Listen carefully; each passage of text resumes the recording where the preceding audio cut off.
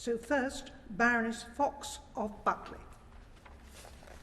My Lords, it's with some reluctance that I've decided to speak in support of these amendments, especially at this late stage of the bill. I don't want to unnecessarily delay legislation that aims to make homes safer, and I'm very, very sensitive about the dangers of undemocratic overreach and defying an elected chamber. But I speak because there's an urgent risk that rather than this well-intentioned, important bill being remembered as a law that will save lives by tackling the fire safety defects at the heart of the Grenfell tragedy, instead, if passed unamended, it will become known as the bill that ruins lives, making tens of thousands bankrupt, homeless, their homes transformed from places of safety to sites of anxiety, stress and penury. I've not spoken on the bill before, but have followed the debates carefully, and I've heard eloquent, passionate, evidence-based and constructive interventions from noble lords on all sides of the House, patiently explaining to the government how this bill, unintentionally no doubt, has weaponised fire safety measures and targeted not developers or freeholders or cladding manufacturers or builders, but the most blameless constituents in all of this, leaseholding homeowners, to foot horrendous, mind-boggling amounts of money to pay the remediation costs or defects to cover defects to make homes safe when they purchase their flats in good faith. I assume that the government were listening and that they understood after all this, and they've given lots of public assurances, ministers both here and elsewhere, that leaseholders wouldn't become the fall guys, and I believe them. And I was pleased to welcome the £5 billion long-term loan schemes, the £50 a month cap and, on repayments. This reassured me. But I'm speaking today in desperation because I'm utterly shocked to discover that this government scheme is not yet operational, that there's no date available for when it will be. And yet the very moment this bill becomes force, if unamended, leaseholders will be landed with even more astronomical bills and with demands that they're paid within days, within weeks. And that is on top of the immiseration already occurring caused by interim costs.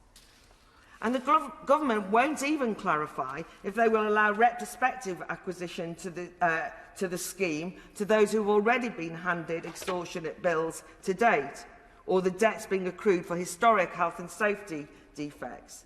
This just feels particularly mean-spirited and, if I can say so, tone-deaf. It just seems to me that we're being urged to fast-track the bill, that actually the government might fast-track the scheme. Because this discussion is actually about more than money, it's about moral leadership.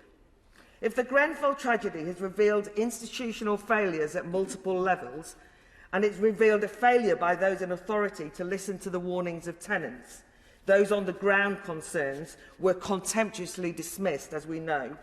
This leaseholder tragedy feels similarly related to institutional intransigence, box-ticking safety without nuance.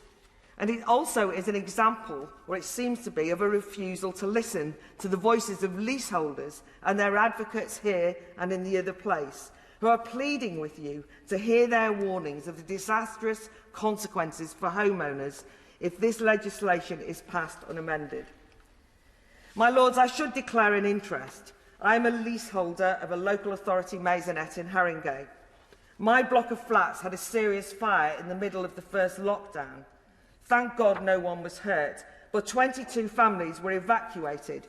The fire ripped through the roof, our possessions and homes were ruined by extensive water damage and smoke. 1 year on, we leaseholders are still effectively homeless. We've been told that we won't be returning home until spring 2022, 2 years after the fire. To be honest, it's been heartbreaking, but I'm not here for your sympathy, but to tell you that one of the worst aspects of the whole experience has been that despite lots of emails and phone calls, queries to the leaseholders team at the council go unanswered. The main communications we have had from the council have been demands for council tax and service charges, even though my temporary accommodation is not in Haringey. So while I'm not an expert in fire safety, I do have some insider knowledge about how it feels to be ignored and treated shoddily as a leaseholder. But, my lords, I know I'm very privileged, and also that I'm very lucky that I'm not facing the problems my fellow leaseholders now have in terms of the cladding issue. But can we just remember who these leaseholders are, because they are friends and colleagues of mine? They're predominantly not wealthy. They're often people who can only get on the housing ladder by becoming a leaseholder, as I did 20 years ago. 56% of these leaseholders are first-time buyers, the very people the government are so keen to encourage and commended for doing so.